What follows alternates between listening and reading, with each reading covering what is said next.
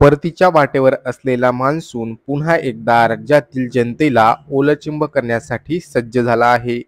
कारण 20 सप्टेंबर पासून विदर्भापासून मराठवाडा, उत्तर महाराष्ट्र आणि पश्चिम महाराष्ट्रातील अनेक जिल्ह्यांमध्ये देखील पाऊस हजेरी लावणार आहे.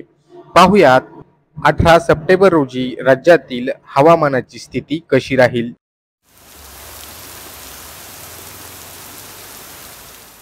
सुरुवातीला मुंबई शहर आणि उपनगरामध्ये हवामानाची स्थिती कशी असणार आहे याबाबतची माहिती घेऊया.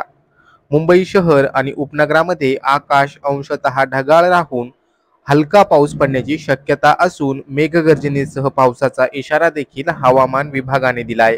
तर मुंबईतील कमाल तापमान 31 अंश सेल्सिअस तर कमाल तापमान 23 अंश सेल्सिअसच्या आसपास असेल. मुंबईनंतर पुणे शहरामध्ये हवामानाची स्थिती कशी असणार आहे याबाबतची माहिती पाहूयात. पुणे शहरामध्ये 18 सप्टेंबर रोजी हलका पाऊस पडण्याची शक्यता असून कमाल तापमान 30 अंश सेल्सिअस तर किमान तापमान 19 अंश सेल्सिअस एवढं असेल.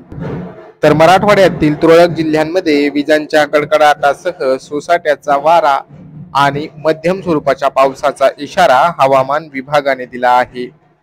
तर विदर्भातील जिल्ह्यांमध्ये देखील तुरळक ठिकाणी विजांच्या कडकडाटासह वादळ, सोसाट्याचा वारा आणि मध्यम पावसाची शक्यता हवामान विभागाने वर्तवली आहे.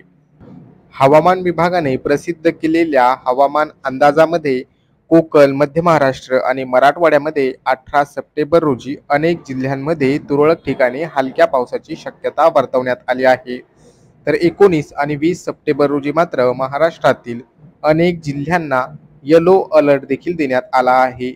विदर्भ, मराठवाडा आणि उत्तर महाराष्ट्रातील अनेक जिल्ह्यांना 20 सप्टेंबरसाठी हवामान विभागाने येलो अलर्ट दिलाय. त्यामुळे 20 सप्टेंबर पासून राज्यात पाऊस सक्रिय होणार असल्याचं हवामान विभागाच्या अंदाजावरून कळतंय.